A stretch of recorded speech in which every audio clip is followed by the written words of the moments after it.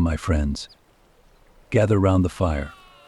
Today I'm going to tell you about one of the greatest clashes in history, a battle that witnessed the rise and fall of an emperor. On that day, Europe's fate was written in just a few hours.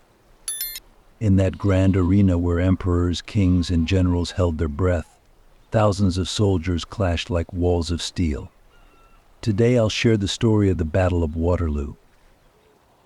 But first, close your eyes and imagine. It's the year 1815.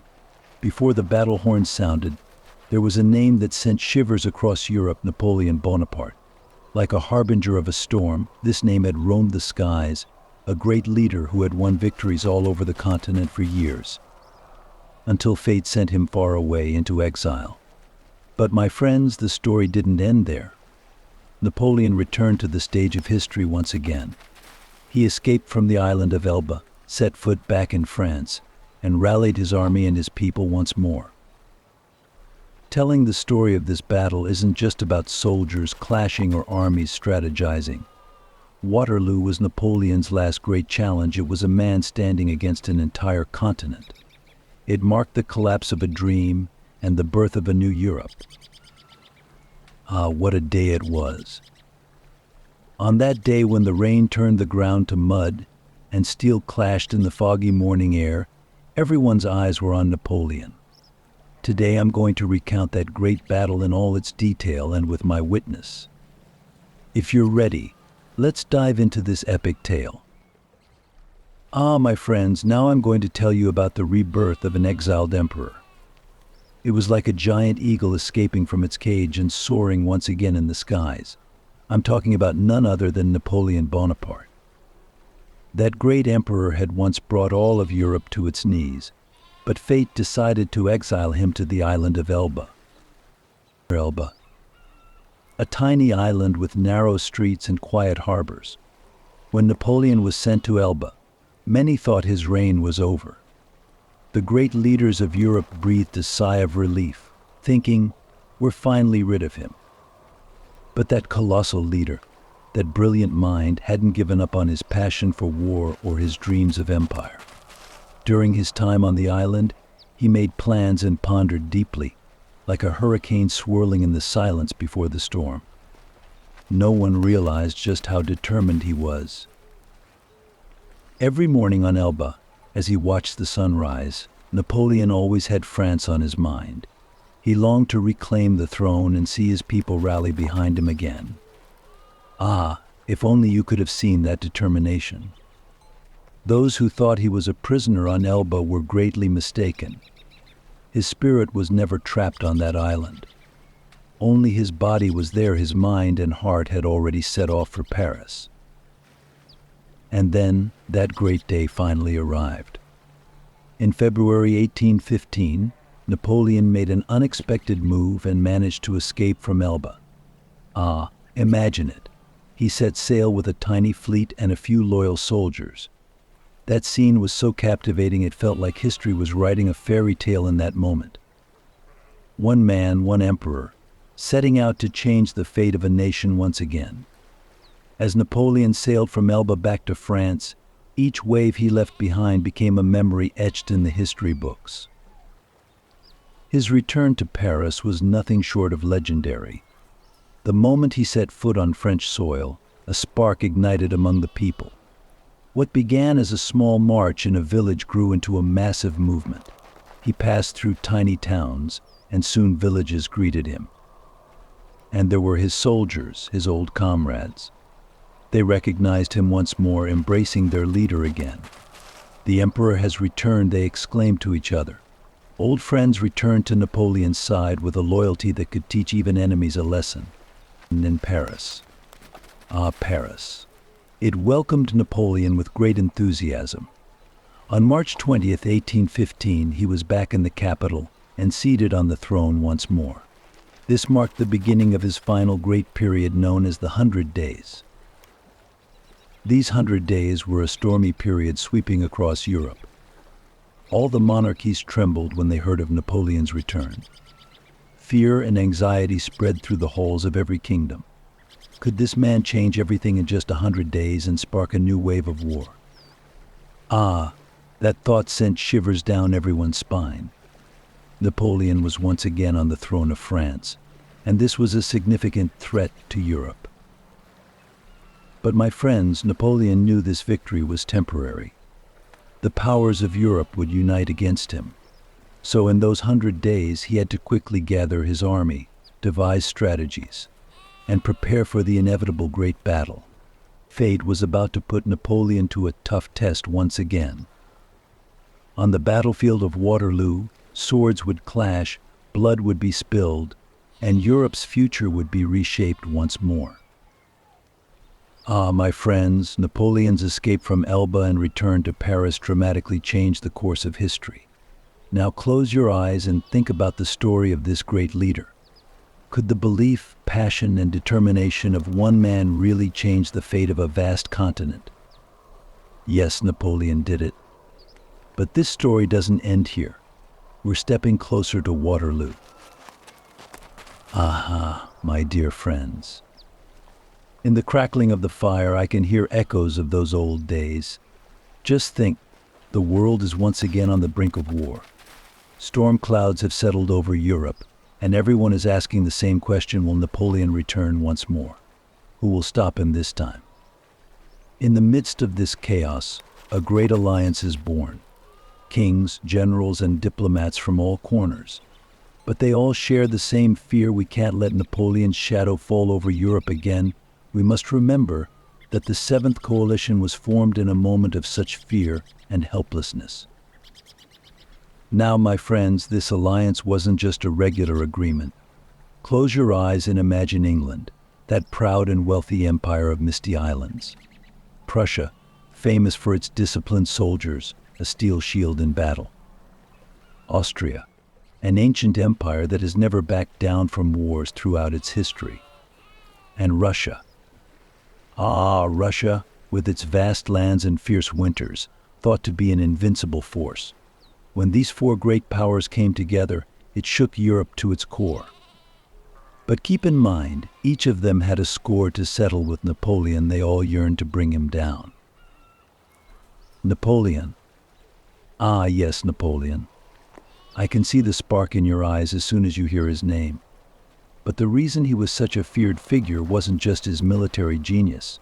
He had single-handedly brought Europe to its knees, crowned as an emperor.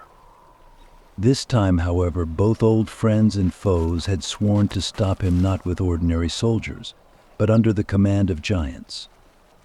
Wellington and Blücher. Just hearing their names should send shivers down your spine. Wellington, one of England's greatest generals. He had won countless victories against Napoleon's France and was known for his military intelligence. A commander who calculated every move on the battlefield and never made a mistake in his strategies. They called him the Iron Duke because he never backed down, my friends. Wellington was the calm leader of the British Army, patient and strategic. He set the pace of the battle and wore down his opponent. Now imagine such a commander preparing to face a genius like Napoleon. But was he alone? No. By his side was the brave Prussian general Blücher. Blücher. He was like a wild eagle on the battlefield.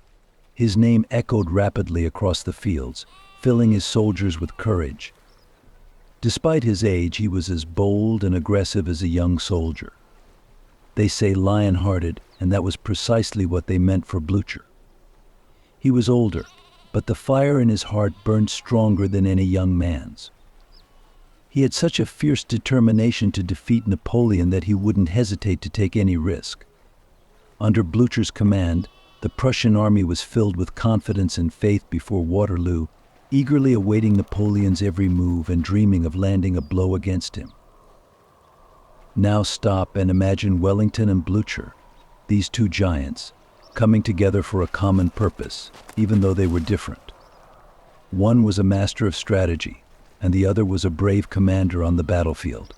Trusting one another, they pooled their strengths against Napoleon. The alliance of Wellington and Blücher was like the heart of the Seventh Coalition. On one side was British discipline, on the other, Prussian passion for battle. These united forces were ready to risk everything to bury Napoleon in the pages of history. Think about it, the soldiers gathered around these two great men, thousands of warriors coming from all over Europe, England's red-coated troops, Prussia's steel discipline, the resilient men from Russia's endless steppes, and Austria, with its wisdom drawn from the depths of history. All these different nations, different languages, united for the same enemy. And my friends, this wasn't just a battle. It was a grand struggle that would determine the future of Europe. Thus, the formation of the Seventh Coalition was one of the greatest responses to Napoleon. Commanders like Wellington and Blücher were preparing for the largest battlefield in history for the freedom of their peoples. And every detail of this battle would be etched into the depths of history like a twist of fate. Ah, my dear friends, just think for a moment. As Europe trembles once again under Napoleon's shadow, that great man is hunched over maps in Paris. His mind is filled with echoes of past victories, but it's also clouded by shadows of future dangers. War, Napoleon tells himself, is not just won on the battlefield, it's won in your mind. This very thought made him the most feared general in Europe. At those moments, Napoleon was well aware of the threats facing France from all sides. Ah, my friends, being an emperor isn't easy. Everyone is watching you. Everyone wants to take you down. His enemies were trying to trap him, forming alliances to tighten the noose. But Napoleon, that's where his intelligence came into play. While France was under pressure from the Seventh Coalition, Napoleon was ready to showcase his strategic genius once again. Now close your eyes, dear friends. Imagine a battlefield. A moment of silence before the storm. Napoleon is looking at the map, resting his chin on his hand, seemingly seeing the future with those deep-set eyes. My enemies are trying to surround me, but I'll move faster than they can, he says. This was the essence of Napoleon's strategy: speed, agility, and determination. His plan was to strike at each enemy before they could come together. If he couldn't keep his forces united, the entire coalition would pounce on him. But Napoleon knew this, and he calculated every step accordingly. The threats facing France weren't small matters. Just think about it, the British, that island nation of sea conquerors, had always wanted to overshadow Napoleon's victories. Ah, this wealthy and powerful empire from across the sea had become a thorn in Napoleon's side. The British would never give up, my friends. They had united under Wellington's command and were determined to destroy Napoleon this time. But England wasn't alone. Ah, there was also Russia, the land of vast steppes and brutal winters. You remember that when Napoleon invaded Russia, many of his soldiers perished in that harsh winter. The Russians were now mobilizing for revenge for those days. But Russia's strength wasn't just in its army, it lay in its resilience and patience. They planned to wear Napoleon down over time. And of course there was Prussia, another power that had become a nightmare for Napoleon with its disciplined soldiers. The Prussians had always been sharpening their teeth at Napoleon's rise. Now they were one of the most determined members of the Seventh Coalition. Under Blücher's leadership, they had sworn to stop Napoleon once again. Blücher's speed and bravery were among the greatest threats to Napoleon. With giants like these surrounding France, what would Napoleon do? Ah, my dear friends, he was never a leader to back down. He lifted his eyes from the map and looked at his generals. We must defeat them one by one before they can unite, he said. And that's where Napoleon's plan began. He would spring into action with lightning speed, isolating and destroying each of his enemies. His first target was to keep Wellington's and Blücher's forces apart. If these two armies joined forces, it could be the beginning of the end for Napoleon. But if he could keep them separated, victory would be his. Napoleon's pre-war strategy was so finely crafted that every move was deliberate, and every attack was lethal. He aimed to catch his enemies off guard. By quickly shifting the French army north, He planned to strike Wellington and Blücher from an unexpected angle. Before they could even regroup, Napoleon intended to scatter them. My friends, this strategy was his greatest weapon: surprise, speed, and ruthlessness. But let's not forget that every grand plan comes with risks. France was facing a massive coalition all alone. When these powers united, things would become much harder for Napoleon. But this was where Napoleon's genius lay. He would take swift and deadly strikes before his enemies could join forces. That's why he positioned his army with extreme care, planning every move meticulously. His last card was to weaken and divide Blücher and Wellington's forces before they could come together. Napoleon's pre-war strategy was France's hope for survival. However, my friends, in the course of this battle, not just strategy but also fortune would play a crucial role. An emperor's fate can sometimes be written not only by his plans but also by the winds on the battlefield. Dear friends, that's how Napoleon prepared for war and the threats facing France. But the real story hasn't even begun. Gather around the fire, for the greatest scenes of this saga are yet to be told. My friends. As the drums of war beat, Europe's heart trembles once again. Napoleon, that ambitious emperor, stands at the center of it all, impatiently smelling victory in the air. But he faces two giants, Blücher and Wellington. The future of Europe would be shaped by these great commanders. Gather around the fire and listen as I tell you about those days, those battles. First up, Ligny. The Battle of Ligny. June 16, 1815. This small village in the heart of Europe would become the stage for a historic clash. Napoleon was determined to ambush Blücher right here, on these narrow village roads. Now close your eyes, dear friends. Picture the mighty Napoleon on his horse, studying the map. He realizes he has positioned Blücher's army just where he wants them. This is a golden opportunity. Blücher was an experienced commander, but he might have been a bit too bold against Napoleon.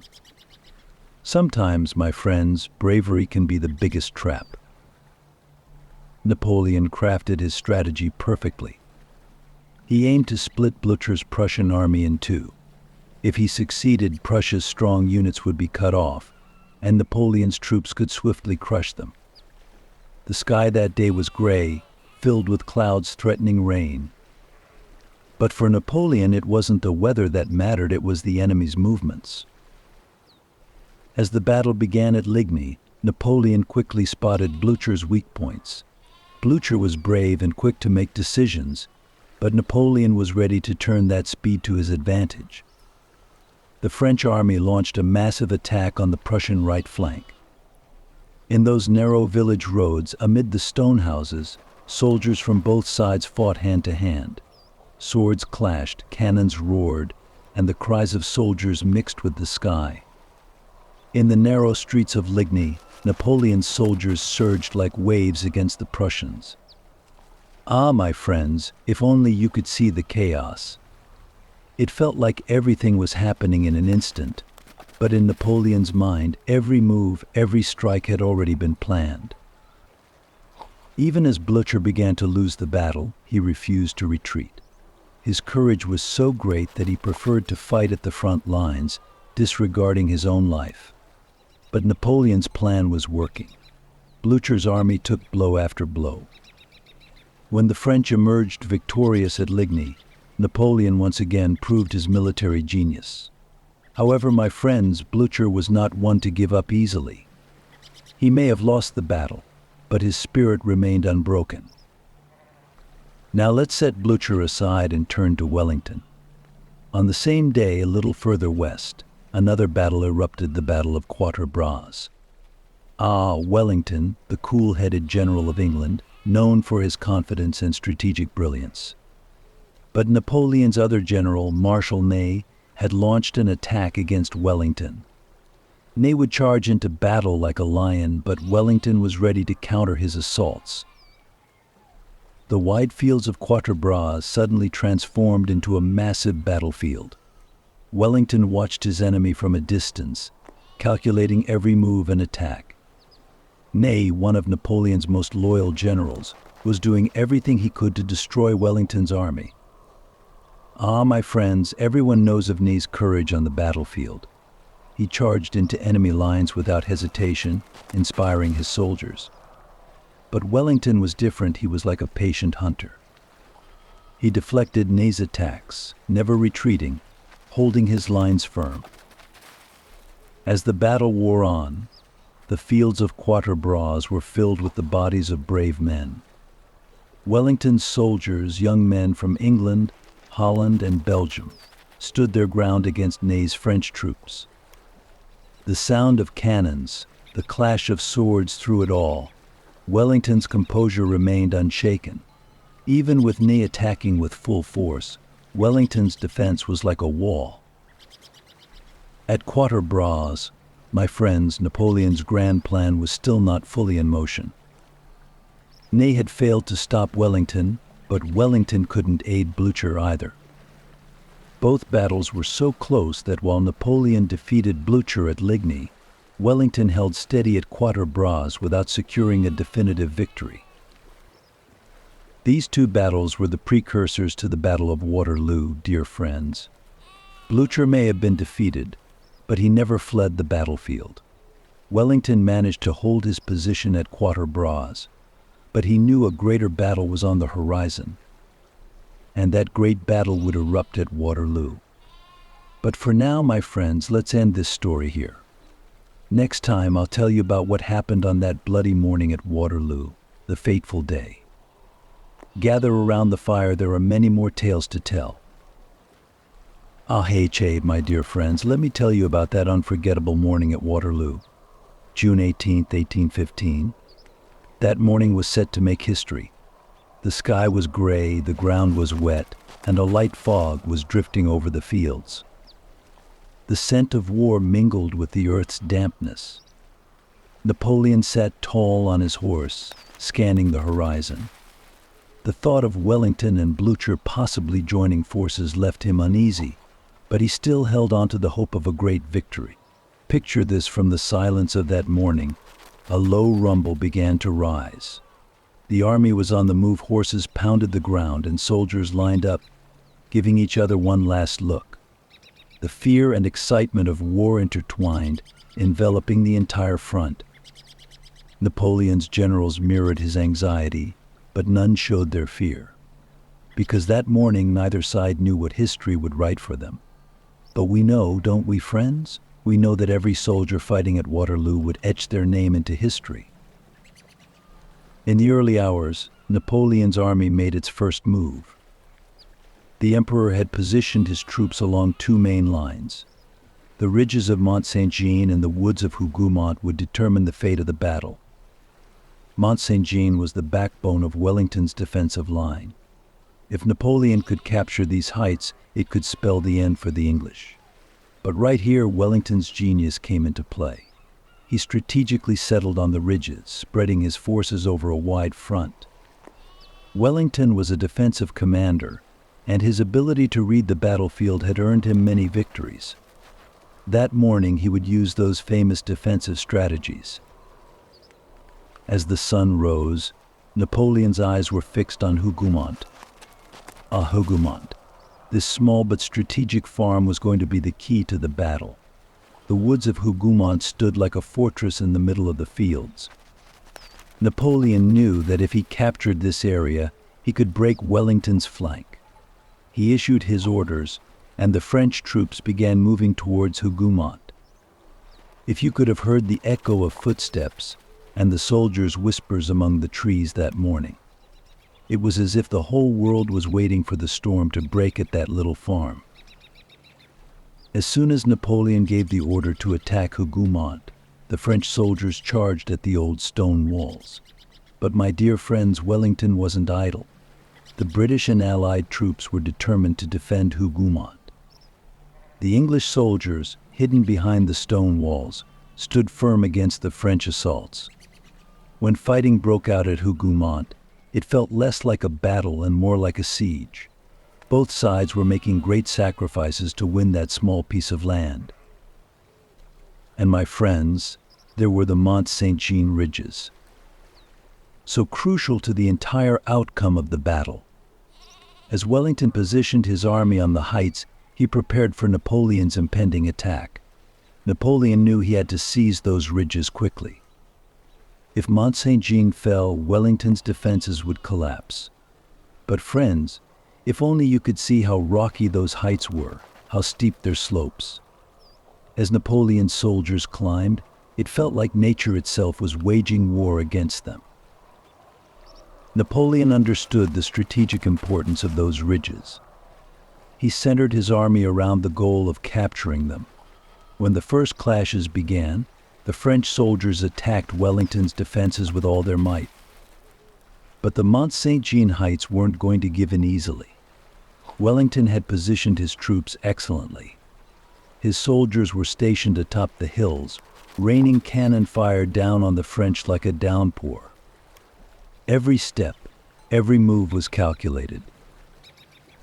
And so began the first clashes of that morning, my friends. The French were fighting against the stone walls at Hougoumont and the British cannons on the Mont Saint-Jean heights. Although Napoleon pushed his army forward with great speed, Wellington's defensive strategies succeeded in repelling those initial assaults. Before Napoleon stood a battle that would decide the fate of Europe. He was ready to do everything possible to turn that morning into a victory, but so was Wellington. In those early hours of battle, Napoleon's army gained a series of small victories. At Hougoumont, the French were on the verge of capturing the farm, but the British and Allied soldiers showed a final stand. Meanwhile, at Mont Saint-Jean, Wellington's defensive line held strong. That was the scene in those early hours, dear friends. Napoleon and Wellington were attacking each other with all their might, but neither was willing to back down easily. Ah, my friends, this was just the beginning. That morning, both sides suffered heavy losses, but the true face of the battle had yet to be revealed. The first blood had been spilled, the first steps taken. Napoleon's eyes were fixed on the Mont Saint-Jean heights, while Wellington continued to hold his army tight. Even in those early hours of the battle, it was hard to tell which side would claim victory. And that was how the first hours of Waterloo unfolded. Cannons boomed, horses neighed, and soldiers swung their swords. The rocky slopes of Mont Saint-Jean and the stone walls of Hougoumont stood as silent witnesses to this great battle. But my friends, the real story hasn't ended yet, because as the day progressed, the fate of the battle would take a completely different turn. The most bloody and unforgettable moments of the war were yet to come. Ah, my dear friends, today I'm going to talk about that great battle, shrouded in legend. Here lies Hougoumont Chateau, one of the most critical places at the heart of the battle, a site where fate was woven with the finest threads, and every stone is etched in history. Hougoumont became the very heart of the war. This small, humble farm and chateau would either shatter Napoleon's grand plans for victory or restore his dominance over Europe. But my friends, know this: everything was written behind the walls of Hougoumont. Hougoumont. Ah, this little chateau. The place where everything began and everything ended. At first glance, it might not stand out on the battlefield. Just a few buildings, some trees, and stone walls making up an ordinary farm. But its strategic importance was so significant that Napoleon's eyes were always on this little farm. The defense or loss of this chateau could completely shift the course of the battle. That's why, as soon as the war began, Napoleon focused all his attention here. So you might ask, why was Hougoumont so important? Let me explain. Mont Saint-Jean heights were the most strategic location for Wellington's army. Napoleon needed to find a way to attack these heights, but Wellington's defensive strategies were slowing him down. That's where Hougoumont came into play. This little farm acted like a key protecting Wellington's right flank. If Napoleon could capture Hougoumont, he could collapse Wellington's right flank and encircle his army, completely taking the Mont Saint-Jean heights. Then Europe would be his. That morning, Napoleon's eyes were fixed on the chateau. He watched his prey like a hawk. When he gave the order for the first attack, the French troops moved towards Hougoumont. Oh, my friends, if only you could have seen what unfolded behind those stone walls. The French were charging at the chateau in waves, while the British and their allies fought fiercely to hold their ground. Napoleon's generals launched attack after attack to seize this small farm, but the British defense never wavered. And here begins the epic defense of the British and their allies. Behind the stone walls of Hougoumont, the British soldiers stood firm like rocks. English, Dutch, Belgians, and Prussians, all the allies, began a fierce defense at this little farm. Soldiers took cover, repelling every French assault. Oh, if you could have witnessed those moments. The courage of every French soldier and the resilience of every British defender were on full display. The French climbed the walls and tried to break down the doors, but the British had not only stone walls to protect them, but also an iron will. Napoleon's goal was clear capture Hougoumont and crush Wellington's right flank. But my dear friends, the defense that day was so strong that even Napoleon's most experienced troops were forced to retreat after crashing against the walls of this small chateau. Not being able to capture Hougoumont was a huge disappointment for Napoleon. He attacked time and again, thinking he would demolish the chateau, but each time he found an unyielding defense standing strong as a rock. The British, particularly the King's German Legion and the Dutch allies, were putting their lives on the line at this little farm. It was here that some of the bloodiest moments of the battle unfolded, my dear friends. The French tried everything to breach the stone walls. Cannons fired in rapid succession to break the doors, rifles cracked, swords were drawn.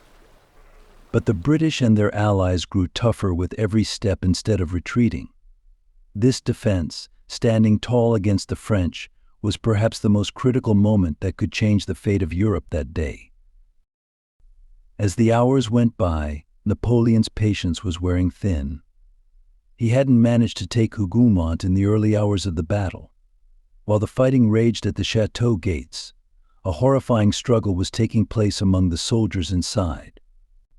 Even when the French troops managed to enter the courtyard, the British pushed them back. Each soldier faced the battle head-on, resisting to the death. Ah, my friends, the men under Wellington's command became legends that day, because the defense shown behind the walls of Hougoumont would determine not just the fate of a small farm, but of Europe itself.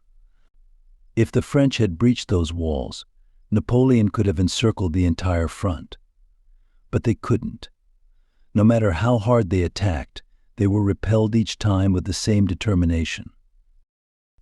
That day, Hougoumont Chateau became the greatest obstacle to Napoleon's grand plans. The chateau was never captured, and the British defense remained unbroken. And this small, humble farm played a monumental role in shaping the future of Europe.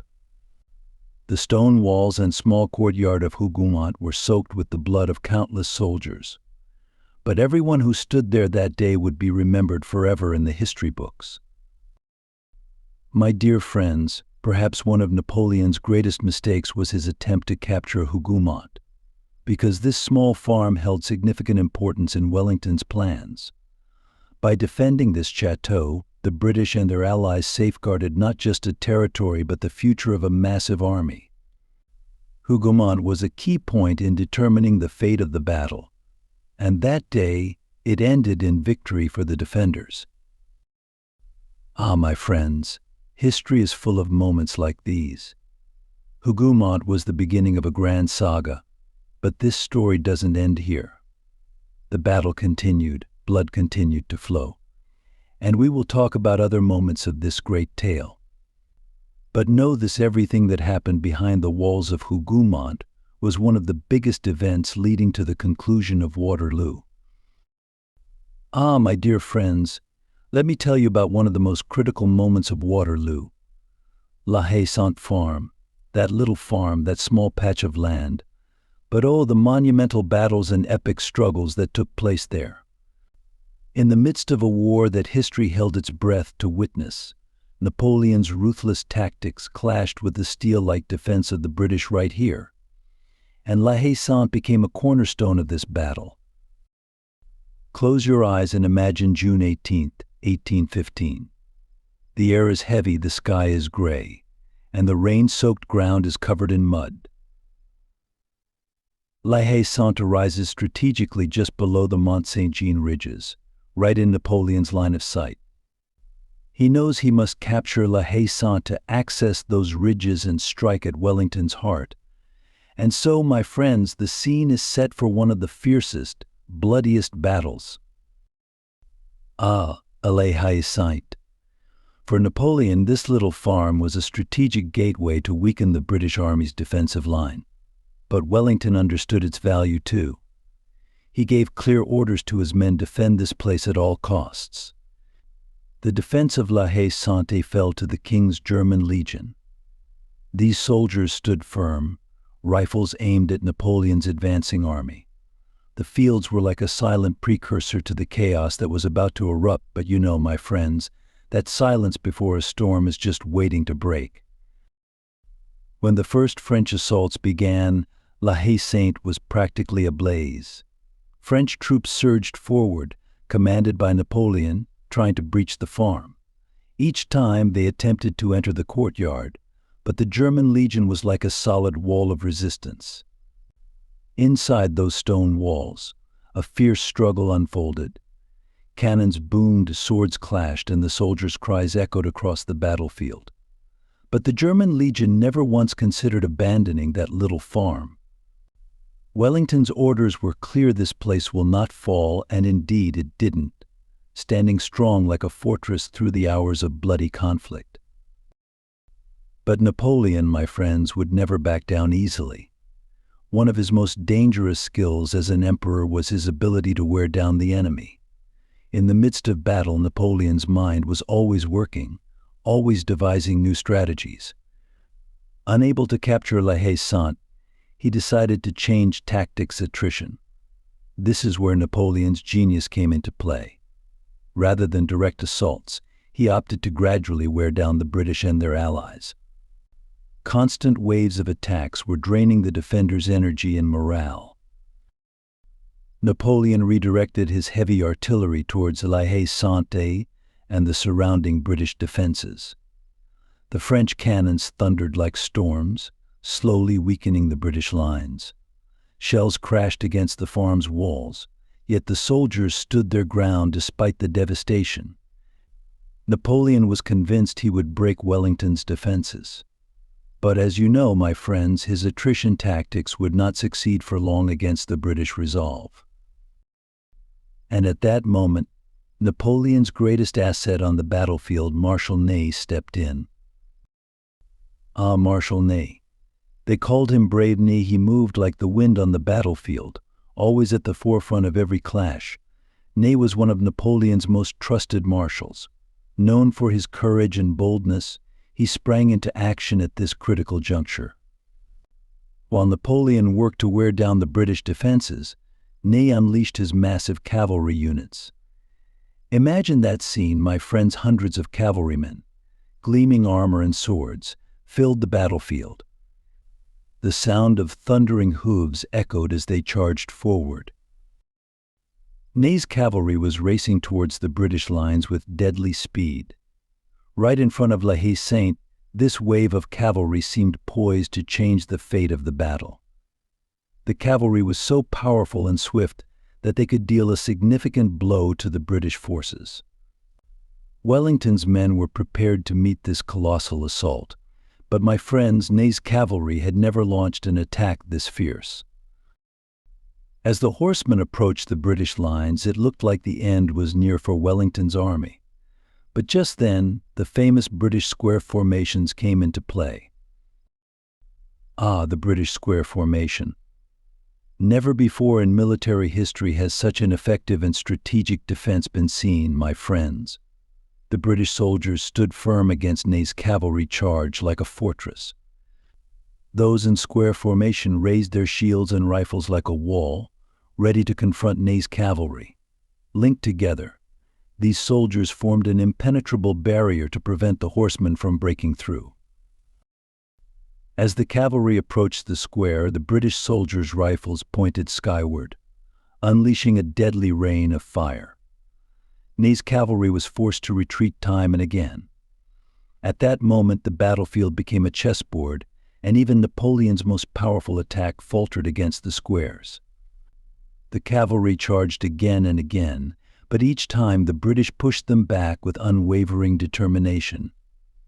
My dear friends, this epic struggle around La Haye Sainte became one of the defining moments of the war.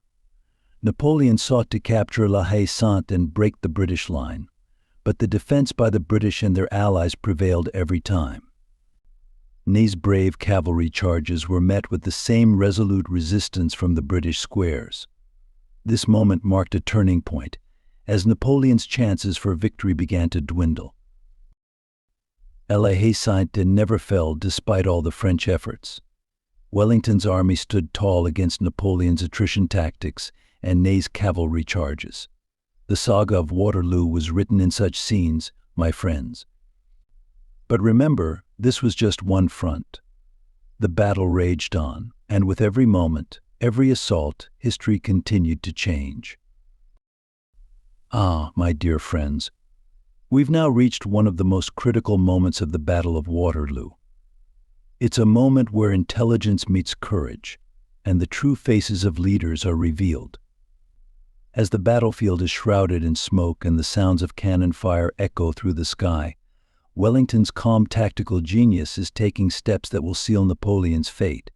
But remember, my friends, war is not just about strategy, it's also a matter of spirit. As Wellington's maneuvers dismantle Napoleon's strongest armies, the morale of the French soldiers is slowly crumbling. Now, let me tell you the story of those moments. Wellington. This man's name is etched in gold in the annals of military history. He was a calm, patient, and incredibly determined commander. Unlike Napoleon, Wellington preferred to stay on the defensive. He used to say the strength of defense comes from striking at the right time, and how right he was, my friends. From the morning of June 18th, Wellington watched the French army's movements with great attention. Napoleon's attacks were coming like a flood against the British, but Wellington had crafted a strategy so that every assault crashed against his solid defensive line and pulled back. While perfectly executing square formations against Napoleon's massive cavalry charges, he also stationed Allied troops to protect key points like La Haye Sainte and Hougoumont. The most important part of Wellington's war strategy was keeping his soldiers' resilience at its peak and patiently resisting Napoleon's attrition tactics. He knew that the longer the war dragged on, the more his opponent's soldiers would tire and their resources would dwindle. But dear friends, perhaps Wellington's greatest tactic was his perfect timing with his Prussian allies. He knew that Blücher's Prussian army was on its way to join the fight, and this information gave him a tremendous advantage. As the hours passed and Napoleon's attacks began to weaken, Wellington's calm demeanor was like a hunter waiting for Blücher to arrive. He had built all his defenses around gaining time, my friends.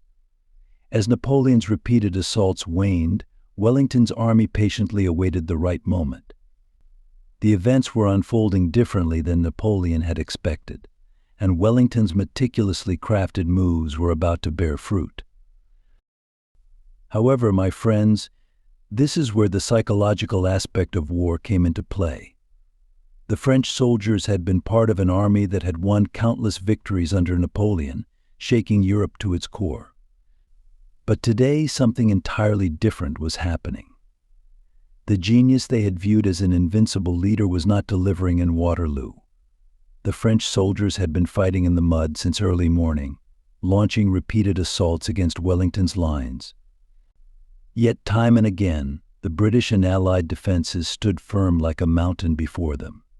They were exhausted, worn out, and worst of all, their faith was beginning to waver. In war, the morale of the soldiers is as crucial as their weapons, my friends. Once viewing themselves as invincible, the French soldiers slowly began to despair in the face of Wellington's calm resistance and endless defensive tactics. The resistance at La Haye, Sainte, the defense of the British and Allied troops at Hougoumont, and the increasingly loud footsteps of the Prussian army. All of these were like dark clouds hanging over the French morale. Just think for a moment, my friends. Even Napoleon's heavy cavalry charges had failed. Marshal Ney's bold moves had all come to nothing. Napoleon's most trusted units were facing resistance unlike anything they had seen in any battle before. The old courage and determination had left the faces of the French soldiers, replaced by weariness and worry. Their inability to advance against Wellington's stubborn defense sparked a question in their minds: are we going to lose this time? And there it was, my friends. The greatest power of Napoleon morale began to suddenly fade during the Battle of Waterloo. Wellington's military genius had cornered Napoleon's army not just physically but psychologically. With each passing minute, the French army was being worn down further, their faith shattered. And just at that moment, Blücher's Prussian army began to advance toward the battlefield. As the footsteps of the Prussians echoed in the ears of the French soldiers, it completely crushed their morale. Though Napoleon tried to rally his troops, Wellington's clever moves and the British army's unyielding defense had already sealed the fate of the French army. On that day, my friends, while Napoleon's brilliant genius was buried in the mud of Waterloo, Wellington's calm tactics went down in history. As the morale of the French crumbled, victory was slipping into the hands of Wellington and his allies. But the war was not over yet, and the final act had yet to be played. Ah, my dear friends, now I'm going to take you into the last hours of the Battle of Waterloo, telling you about those unforgettable moments that changed the course of history. Close your eyes and feel the tense atmosphere of the battlefield, the cannon fire ringing in your ears. Napoleon was planning to make one last grand appearance. But remember, a final move to change the tide of battle could seal the fate of his empire. On June 18, 1815, as evening approached, the fire of war still burned within Napoleon. The hardships he faced throughout the battle had created determination and resolve in his eyes. His army had been pushed back with each attack, suffering a blow to their morale, but now, as a last hope, the Imperial Guard was preparing to take the stage. Ah, that magnificent unit! They had won victories for centuries, instilling fear in their enemies, and they were Napoleon's pride. He hoped to deliver a final blow to the English lines with these elite troops. "Guard forward," he shouted.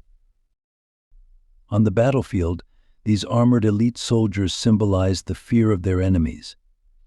Napoleon believed that with these troops he could break Wellington's defensive lines. The Guard charged forward like a storm, each one filled with courage, as if they were destined to write history. Even their foes felt a sense of unease watching them advance. But oh friends, every great dream is backed by a harsh reality. As the Guards entered the battlefield in all their glory, they moved under Napoleon's leadership. As they made their first moves, they surged like a wind against Wellington's forces, fighting fiercely to breach the enemy lines. Their initial assault was effective against Wellington's troops, but that impact wouldn't last long. The heart of the defense, the British square formations, and their resistance began to shake Napoleon's last hope. Facing legendary resistance, the Guards found themselves struggling more with each step. Although they initially advanced quickly and effectively, enemy fire began to break their resolve as time passed. With the tremendous resistance from British soldiers and the approaching sounds of Blücher's Prussian troops, the morale of the Guards quickly began to crumble. These elite soldiers, tightly bonded together, began to retreat one by one as they faced the challenges of war. This transformation on the battlefield deeply shook their belief in invincibility. Each retreat seemed like a loss against the enemy lines. Napoleon watched the guards pull back, feeling with deep sorrow that the tide of battle had turned against him. And then, that moment arrived, my friends, that historic moment. Although the guards put up a brave fight, amidst the chaos of the battlefield, the French army began to disintegrate. Initially trying to hold together under Napoleon's leadership and strategies, the troops had now lost their sense of direction. In the midst of war, neither Napoleon's charisma nor the courage of the Imperial Guard could prevent the army's collapse. The French troops started to fall apart in the face of chaos and moral decline on the front lines. The relentless cannon fire they faced was dulling their already worn-out spirits as they fought against an enemy they had never encountered before. And on that day, as Napoleon's dreams shattered one by one, amidst the rising cheers of victory from the enemy, the French army vanished. Ah, my friends, seeing the empire of Napoleon crumble in those moments was the most painful sight for a warrior. In the end, my friends, Napoleon's fate was sealed. The emperor, once full of glory and power on the battlefield, now appeared like a ghost. For him, retreat meant destruction. This great leader, who had risked everything for victory, found himself helpless against his enemies. With all eyes upon him, Napoleon decided to leave the battlefield. The fall of an emperor opened a deep wound in the hearts of many. Once marching across Europe's grand battlefields, Napoleon now had to flee like a fugitive. Perhaps a flicker of hope appeared in his first exile to Elba Island, but this time he was trapped in a historical dead end. Later he would be exiled to St. Helena, an island that would become a prison, stealing away his memories and dreams. The collapse of Napoleon's empire changed the course of history. He was now a lonely, lost leader with shattered dreams. This battle was not just a battle, it symbolized the end of an era. As the Battle of Waterloo brought an end to Napoleon's empire, it left a profound mark on history.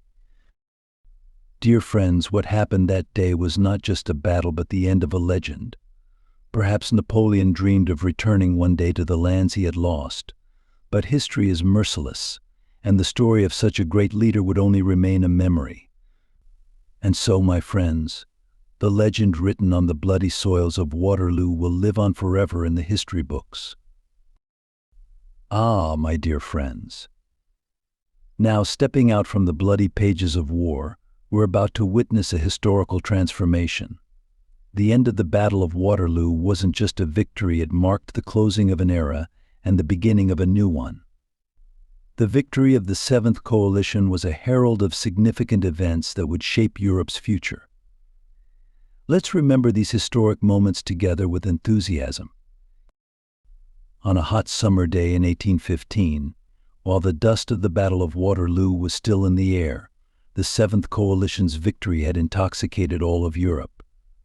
This coalition, formed by England, Prussia, Austria, and Russia, had united to bury Napoleon's empire deep in history. The once feared emperor had now become a ghost, vanishing from the scene. The coalition's victory was not just a military success, it also meant a restructuring of Europe and the rebuilding of the old order. The leading figures of the Seventh Coalition carried a huge responsibility to reshape Europe's future. After Waterloo, as the ruins of war and Napoleon's downfall settled in, Europeans began searching to restore the peace and stability they had lost. France, reeling from its defeat, was engulfed in chaos and uncertainty. The empire had vanished, leaving the people devastated by their lost dreams. The Seventh Coalition moved to ensure the restructuring of France, establishing a new form of government, and a new political order had become inevitable. The military victory had opened the doors to political transformation. France not only lost territory but also had to restore balance within itself. The coalition aimed to take careful and smart steps to regain the trust of the French people during this process. And here, my dear friends, the most crucial step in Europe's restructuring was the Congress of Vienna, which started in 1814. this Congress gathered to determine the future of international relations. In the splendid palaces of Vienna, leaders came together, each fighting to defend their nation's interests and establish a new political balance. It felt as though all of Europe was preparing for a new drama on the stage of history. Behind the Congress of Vienna, geographical borders were redrawn, and new political maps were being created. The Austrian Emperor Metternich was the most powerful figure behind this Congress. He operated with a mission to protect monarchies in Europe and suppress revolutionary ideas. The coalition forces had united to restore the balance that Napoleon had destroyed. Nations that were once enemies now had to come together to create a new equilibrium. The Congress reassessed France's borders and imposed a sort of settlement on it. As its borders were redrawn, France was forced to undertake a series of political reforms to win back the public's favor. The monarchy had to be rebuilt so that it would never disappear again. However, this process of reconstruction sparked major debates both internally and externally. How would Napoleon's legacy shape France's future? These questions continued to hang in the air, my friends. By the end of the Congress, Europe's political map underwent a change. Countries like Prussia, Austria, and Russia gained power. However, this new balance was not just a military success, but the result of a peace and stability sought through diplomacy. Europe had come together to ensure that it would never again fall under the threat of a leader like Napoleon. The Congress of Vienna played a crucial role in maintaining peace and stability in Europe for a long time. My dear friends, here, in the dusty pages of history, this story being rewritten is not just the end of a war but also the beginning of something new. The victory of the Seventh Coalition not only reshaped Europe but also marked a significant turning point for nations to live together in peace. The outcomes of the Congress of Vienna would resonate throughout history, serving as a lesson for future generations. This story tells us of the rise and fall of an emperor and the rebirth of nations, and thus the tremendous chain of events that changed the course of history has etched itself indelibly in our hearts. Dear friends, we've embarked on a journey through the dusty paths of war. We've witnessed the rise and fall of an emperor and the subsequent rebuilding of Europe. Now we find ourselves at the point where a historical moment has come to an end, but our story doesn't stop here. As we wrap up this incredible journey, let's take a moment to reflect on our history. All these events not only represent a slice of our history, but also demonstrate the strength of human will. The Battle of Waterloo symbolizes the collapse of a leader's empire, while also standing as a testament to the resistance of nations and their will to unite. Napoleon's downfall wasn't just his story, it narrated a struggle of different nations coming together in search of peace and stability. I know that while watching you felt these events deeply, the conflicts of those days, the emotions people experienced, the joy of victory, and the sorrow of defeat. History tells the story of each of us. The failure of a great leader like Napoleon reminds us that power isn't always enough. Determination, unity, and solidarity can sometimes be more effective than the mightiest armies. Now we turn our eyes forward. The new order emerging from the Congress of Vienna shaped not just Europe but many nations around the world. After years of prolonged warfare, a period of peace is finally on the horizon. However, we must remember that history tends to repeat itself. Learning from humanity's past mistakes offers us a chance to create a more peaceful future. Friends, this story is not just about an event from the past, it also reflects our present and future. Every person who has contributed to the flow of history has made a brushstroke on this grand canvas. Each victory and each defeat has become a part of our historical identity. Now, I leave you with one final question. How do you think the lessons we've learned from history will affect our future choices? These questions deepen our thoughts and give us an opportunity to look forward with hope. Let's consider how we want to leave our mark on the world stage, knowing that each of us is a historian in our own right. Dear friends, we've come to the end of this video. Thank you for joining us on this journey into the depths of history. Remember, history is not just about what happened in the past, it is a story that shapes with every moment and is written by our hands. Until we meet again in new stories, take care.